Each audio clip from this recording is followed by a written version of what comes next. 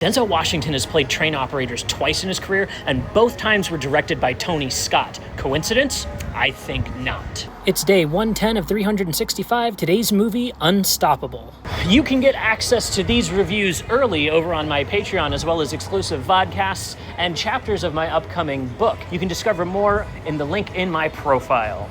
Directed by Tony Scott and starring Denzel motherfucking Washington as well as Chris Pine. This is the second Tony Scott train movie we've talked about in this show. This time, though, there's no angry John Travolta to be our antagonist. Instead, the villain is bureaucracy. I went to see this one in 2010, mostly because Chris Pine was here. I'd been introduced to him through the Star Trek remake, so I just wanted to see more action stuff involving him. And of course, you're gonna like anything with Denzel Washington in it. This was a real crowd pleaser in the theater, and leaving the theater, I was instantly a fan. And I'm not going to lie, spoilers ahead, it holds up in 2025. This is just a real win of a movie all around, and was Tony Scott's final feature film. R.I.P. to a real one. The premise is instantly engaging. It's only 90 minutes long. There's really just nothing to not like here. There's no sequels. The movie stops exactly at the end of the story where it's supposed to, leaving us totally satisfied. It is the ultimate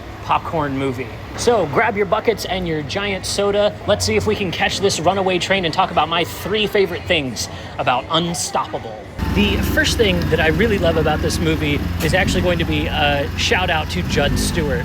There's a sequence in the middle of the movie where before our main protagonist can show up to save the day, there has to be the first attempt at stopping this train.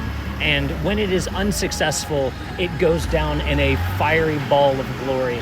Now, this sequence works for a lot of reasons, mostly because as an audience, we know that it's not going to be successful because we're only halfway through the movie, but also because the stakes have been set up so well to this point.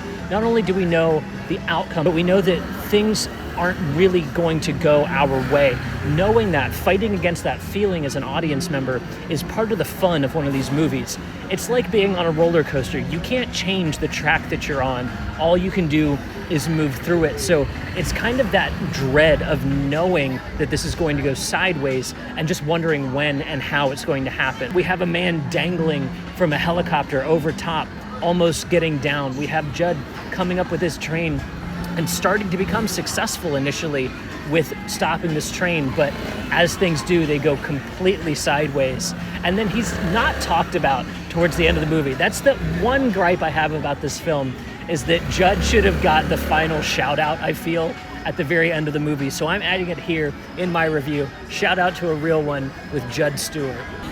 The second thing that I love about this movie is this cast. This cast is stacked top to bottom so much that we have side characters with little to no screen time like TJ Miller. He's just playing just a random ass side character in the movie. Rosario Dawson is electric. Chris Pine and Denzel Washington are so good together. Honestly, I hope we can see them work together again in the future because both of them are just bringing it for what is just a deeply normal drama. The thrills are obviously high octane, but they're trying to bring something really real to this. This is like Tony Scott doing Redbox material, essentially. If this movie hadn't been based on a real story, it would feel kind of made up, and that would have elevated these characters almost into high concept. Instead, this cast is able to keep things totally grounded, but still charismatic and leading and blockbuster material. This is also like the perfect kind of movie for this cast to make too.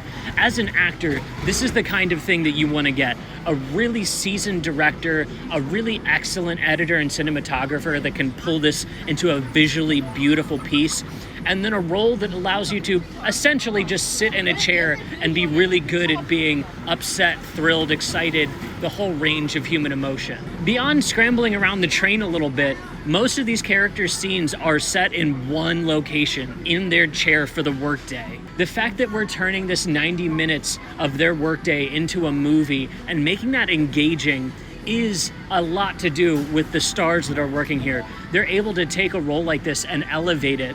When anyone else would have just showed up for an easy paycheck, this is a great paycheck for someone that can bring something extra to the role. The third and final thing that I really love about Unstoppable is the way it parallels Scott's previous film. I've highlighted this twice as kind of a joke, but in a more serious manner, there's a lot of opposites that are happening here. They're kind of perpendicular to each other in a really interesting way to me. In The Taking of Pelham 123, we have a heist movie that's set on a subway. Like I said in my last point, Denzel's most of his performance is set within the chair that he works in for his day job. This takes place mostly underground to kind of mirror the underground nature of the crime that's happening. The whole thing is tied up in bureaucracy because it's about taking advantage of loopholes around the mayor and what they can and can't give during hostage situations. It's a really cool movie. It's definitely worth checking out.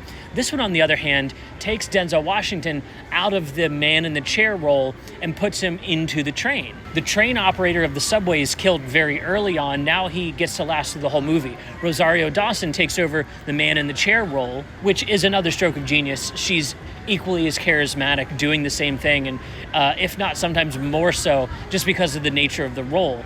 There's no villain in Unstoppable outside of kind of the boss who's really doing just like damage control. He's not as antagonistic as John Travolta's role. And maybe all this is just me trying to get at the point that maybe Tony Scott just really found out that he likes trains, that he likes working around tracks, that the tracks of the movie make such a great metaphor for the tracks of the story that we're on, that the two work together. This is maybe an autism thing, maybe a love of trains thing, maybe a love of movies and trains thing. That's the kind that I have. That's my flavor. But I find it interesting that the director who staked his claim with Top Gun was his second feature film ever. He went from the skies and came down to earth to talk about trains at the end of his career, which was cut too short.